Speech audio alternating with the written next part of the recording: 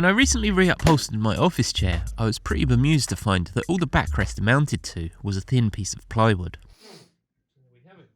If nothing else, it made me feel a bit more justified in having a cushion back there. So I figured with a fresh new upholstery, maybe it was time for a fresh new cushion. My mum gave me the cushion I've been using for the past however long, because, she said, it made her think of me. I can't remember if it was just me or both of us that thought it was a washing machine at first. But after living with it, I realised the design is actually stretched the other way, and it's a camera. A washing machine cushion always did seem like a very me idea though, so I thought I'd give it a go. A good place to start was a more washing machine shaped rectangular cushion pad. They say to write what you know, so I modelled it on our own unreasonably expensive washing machine. I figured the manual would have a nice line drawing I could trace up, and it did. But then I realised I probably didn't even need to trace it up, as I could pull it straight out of the PDF version of the manual. I dug some fabric remnants out of the attic, and was particularly happy to find this scrap of spacesuit silver that would make for a good door trim. The door was kind of the hardest part of the job, so I started there, by making a paper template I could stitch around.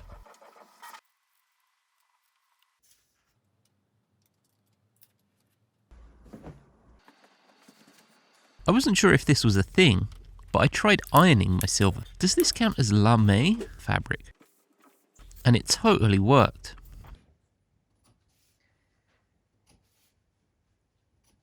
I used the iron to influence the shape of the fabric around the hoop, and then stitching it down with the singer went really well.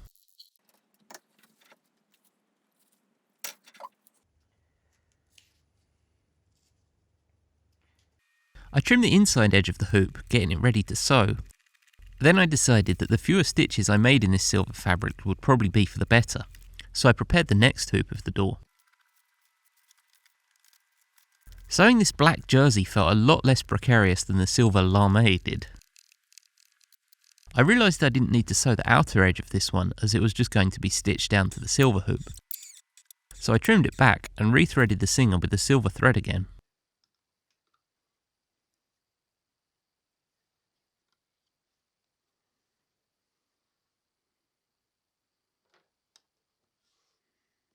Stitching the two rings together went okay. It puckered a little bit at the end, but not enough that it was worth unpicking and trying again. Then I finally found an excuse to get the bernina going and used its electromechanical dancing skills to add the detail of the yellow stripe to the door handle to pretty great effect. I wasn't immediately sure what to put inside the door's window. More silver would have been too much, and I thought about some scrap colourful fabric to simulate clothes, but I thought that would add too much bulk where there is meant to be depth in the machine. So I went with some basic dark grey. Sewing that in went just fine, and the hard part of the door was done.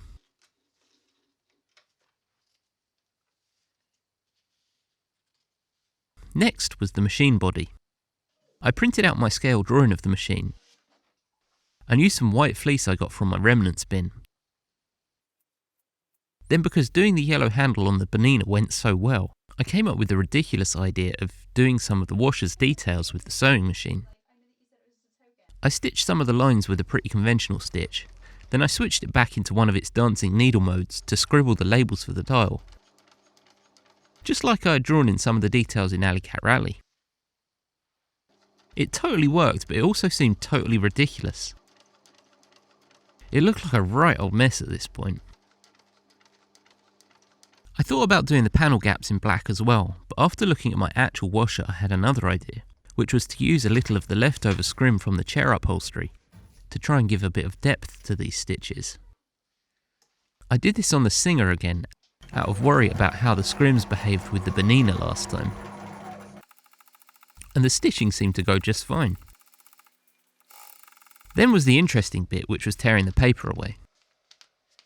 It came away from my white quilted stitches plenty easily, but picking the scraps out of my scribble details was much more of a faff. It sounds silly, but I started feeling like I was getting too detailed with my ambitions on this, and I thought it was starting to look awful. But as I do with these projects, I pressed on, and next I added the display screen, which in itself was a big step in the right direction. I added the program selector dial too.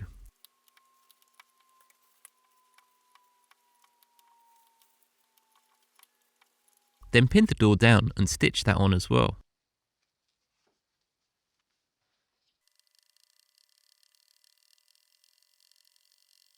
Then to finish the inside of the door, I drew up a pattern from inside the drum.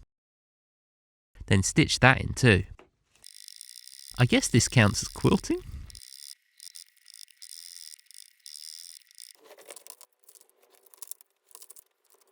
The last detail to sew on the front was the filter door,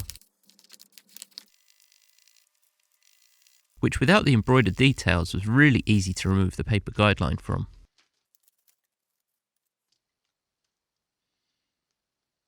I pulled the loose stitches through to the other side where they wouldn't be as prone to snagging. The thing looked better from the reverse than the front at this point, which didn't really seem right. I decided there was no point stopping there with the details though. I figured that if I could, I should try and heat transfer a logo badge onto the machine. I wasn't sure if it would work on fleece though, so I did a test with a few scraps which went okay. I only had shiny brass or flat grey, so I tried both and decided the grey would be just fine. I sent the artwork to the cutter and was impressed that it did as well as it did, with such fine details.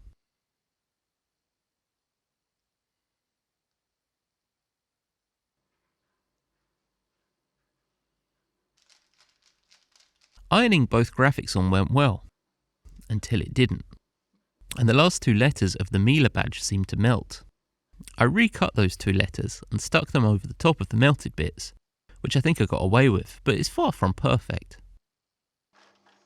The last detail to add was the yellow indicator for the program knob, and that made the front pretty much done.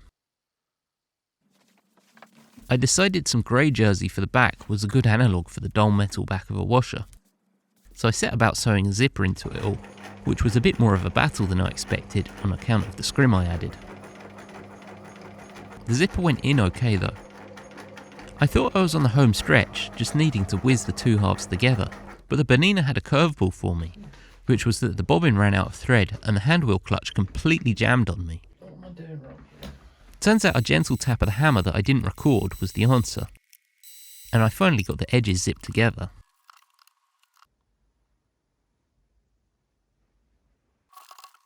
It turned out really well.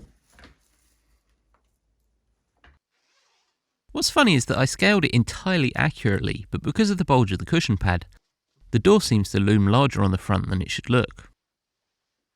But once the cushion gets sat on a bit, I'd imagine the pad will begin flattening itself out. And as much as I was worrying about it, I think all the details have come together really well. It really does resemble my washer, which I think counts as a victory on the project. So another completely inessential project, but all in good fun. Thanks for watching.